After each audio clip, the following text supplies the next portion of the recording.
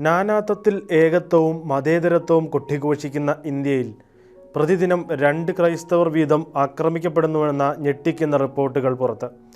Ecumenical ഗ്രൂപ്പായ United Christian ഫോറമാണ് ഇത് സംബന്ധിച്ച report പ്രസിദ്ധീകരിച്ചിരിക്കുന്നത്. ലോകത്ത് ക്രിസ്ത്യാനികൾ പീഡിപ്പിക്കപ്പെടുന്ന രാജ്യങ്ങളുടെ പട്ടികയിൽ 11ാം സ്ഥാനമാണ് ഇന്ത്യക്കുള്ളതെന്ന് ഓപ്പൺ ഡോർസിൻ്റെ റിപ്പോർട്ടും വ്യക്തമാക്കുന്നു. 2014 മുതൽ ഇന്ത്യയിൽ ക്രൈസ്തവർക്കെതിരെയുള്ള ആക്രമണങ്ങൾ അസാധാരണമാം വിധം വർദ്ധിച്ചതായാണ് കണക്കുകൾ സൂചിപ്പിക്കുന്നത്. 2014 147 അക്രമ സംഭവങ്ങളുണ്ടായപ്പോൾ 2021 അത് 500-ലധികമായി വർദ്ധിച്ചു. ഉത്തർപ്രദേശ്, ഛത്തീസ്ഗഡ്, ജാർഖണ്ഡ്, ഹരിയാന എന്നീ സംസ്ഥാനങ്ങളാണ് ക്രൈസ്തവ പീഡനങ്ങളിൽ മുമ്പിൽ നിൽക്കുന്നത്. മധ്യപ്രദേശ്, കർണാടക, പഞ്ചാബ്, ബീഹാർ തുടങ്ങി ഒട്ടുമിക്ക സംസ്ഥാനങ്ങളിലും ഒന്നിലധികം അക്രമ സംഭവങ്ങൾ റിപ്പോർട്ട് ചെയ്തിട്ടുണ്ട്. യുണൈറ്റഡ് ക്രിസ്ത്യൻ ഫോറം 2015 മുതൽ ഏർപ്പെടുത്തിയ ടോൾ ഫ്രീ ഹെൽപ്പ് ലൈനിലൂടെ ലഭിച്ച കണക്കുകളാണിത്. 2023 നവംബർ 23 വരെ ഏകദേശം 687 അക്രമ സംഭവങ്ങളെക്കുറിച്ചുള്ള റിപ്പോർട്ടുകൾ ഫോറത്തിന് ലഭിച്ചിട്ടുണ്ട്.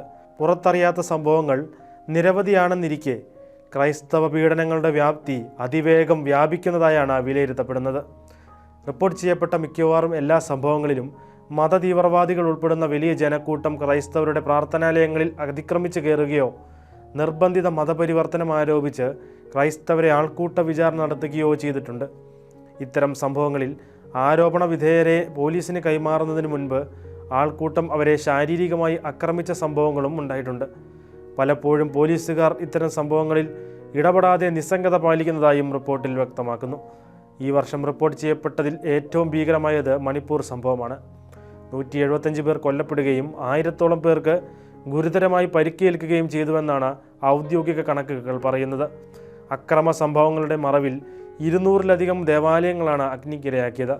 നിരപരാധികളായ ക്രൈസ്തവർ അകാരണമായി പീഡിപ്പിക്കപ്പെട്ടിട്ടും ഇരകൾക്ക് അർഹമായ നീതി നടപ്പാക്കാൻ കേന്ദ്ര സംസ്ഥാന സർക്കാരുകൾ കാര്യക്ഷമമായി ഒന്നും ചെയ്യുന്നില്ലെന്നും യുണൈറ്റഡ് ക്രിസ്ത്യൻ ഫോറം വ്യക്തമാക്കുന്നു.